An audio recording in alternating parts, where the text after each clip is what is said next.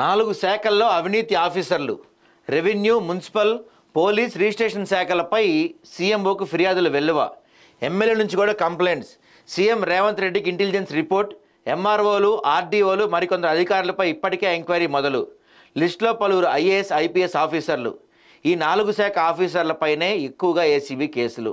మొదటి నుంచి మేము చెప్తానే ఉన్నాం, ఈ ఎంఆర్ఓలు, ఆర్డీఓలు, ఈ రెవెన్యూ, మున్సిపల్, పోలీస్, రిజిస్ట్రేషన్ శాఖలపైన ఒక్కసారి కనుక ఏసీబీ దర్యాప్తు చేపట్టి చక్కగా ఎటువంటి పారదర్శకతగా నీట్గా కనుక దర్యాప్తు చేస్తే తెలంగాణకు అప్పులు అవసరం లేదు. పక్క రాష్ట్రానికి మనమే అప్పులు ఇస్తాం. ఈ హైదరాబాద్ చుట్టుపక్కల, రంగారెడ్డి చుట్టుపక్కల సగం భూముల్ని వాళ్ళే ఆక్రమించేశారు. మొత్తం అన్యక్రాంతం చేసే భూములన్నీ దోచుకున్నారు దొంగల్లాగా. ఈ కేటీఆర్ బ్యాచ్ అంతా, అమయ్ కుమార్ బ్యాచ్ అంతా కలిసి ఎన్నో లక్షల ఎకరాలని మాయం చేసి పడేశారు.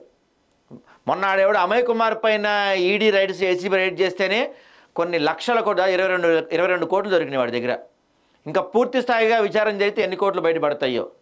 ఇలాంటి మరోసారి చెప్తున్నాం ప్రభుత్వానికి, ఈ హైదరాబాదు, రంగారెడ్డి చుట్టుపక్కల ఉన్న గత 10 ఏళ్లలో చేసిన ఈ ఎంఆర్ఓలు, ఆర్డీఓలు, రెవెన్యూ ఆఫీసర్లు, ఈ ఐఏఎస్లు, ఐపీఎస్ అందరినీ గట్టిగా పట్టుకొని విచారణ చేస్తే మీరు రుణమాఫీ కావచ్చు, రైతు భరోసా కావచ్చు, ఇందిరమ్మ ఇళ్ళు కావచ్చు, అప్పులు కాదు కదా పక్క రాష్ట్రానికి అప్పులు ఇచ్చే స్థాయికి వెళ్తుంది తెలంగాణ. ఒక్కసారి వాటిపై దృష్టి పెట్టండి. 4 ప్రభుత్వ శాఖల్లో ఎక్కువ మంది ఆఫీసర్లు అవినీతికి పాల్పడ్డట్టు ఫిర్యాదులు వెల్లువెత్తున్నాయి. కింది స్థాయి నుంచి పై స్థాయి వరకు అధికారులు వసూలు చేస్తున్నట్లు ఆరోపణలు ఉన్నాయి. ఇందులో revenue, stamps and registrations, municipal, police శాఖలు ఉన్నాయి. అవినీతి అధికారుల తీరును కొంతమంది ఎమ్మెల్యేలు సీఎం దృష్టికి తీసుకెళ్లినట్టు తెలుస్తుంది.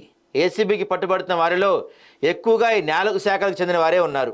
కొన్నిట్లో ఐఏఎస్, ఐపీఎస్ ఆఫీసర్లు కూడా ఇన్వాల్వ్ అవుతున్నట్టు ఇంటెలిజెన్స్ గుర్తించింది. రెవెన్యూలో ధరణి అప్లికేషన్ల పరిష్కారానికి, మున్సిపాలిటీలు, కార్పొరేషన్ల బిల్డింగ్లు, లేఅవుట్లు, పోలీస్ శాఖలో కేసు వ్యవహారాలు, రిజిస్ట్రేషన్ శాఖలో భూముల రిజిస్ట్రేషన్లు, ఇలా ఏదైతే చెరువుల్ని భూములుగా మార్చేయటం కానీ, వ్యవసాయ భూములను వ్యవసాయేతర భూములుగా మార్చేయటం కానీ, అసైన్డ్ భూముల్ని లేఅవుట్లు వేసేయటం కానీ, పట్టాలు ఇచ్చేయటం కానీ, ఈ ధరణి దాంట్లో కానీ అన్నిట్లో వీళ్ళే. రెవెన్యూ వాళ్ళు, ఇరిగేషన్ వాళ్ళు, ఆర్డీఓలు, పోలీసులు, వీళ్ళు చేసినంత అరాచకాలు గత 10 ఏళ్లలో ఎవ్వరూ చేయలేదు.